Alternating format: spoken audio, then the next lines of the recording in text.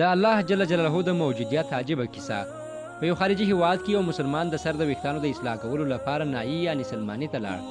مسلمان له نایي سره ښې خبرې اترې شروع کړې، پر مختلفو موضوعاتو وغږېدل، خو ناڅاپه د الله جل جلاله په اړه خبرې اترې پیل شوې. نایي وویل زه د الله جل جلاله موجودیت نه منم. مسلمان ورته وویل نعوذ بالله، دا څه وایي، ولې؟ نایي وویل که الله جل جلاله موجود وای نو خلک به ولې په مشکلاتو، تکلیفونو او مصیبتونو اخته وای؟ ولې به خلک د ژوند په چارو کې پریشانه وای؟ کله چې مسلمان د نایي له دکان څخه راووت، ګوري چې کوڅه کې یو سړی را روان دی چې د سر ویښتان یې ډېر اوږد، چټل او ببر ولاړ دی. داسې ښکارېده چې نوموړي د سر ویښتان د ډېرو ورځو راهیسې نه وی اصلاح کړي. مسلمان چې سړی پر داسې حالت ولید نو له لاس څخه یې ونیو او بېرته د نایي دکان ته ولاړ. نایي ته یې ورغږ کړل یوه خبره مې درته کوله، زه دا نه منم چې په نړۍ کې نایي شتون لري.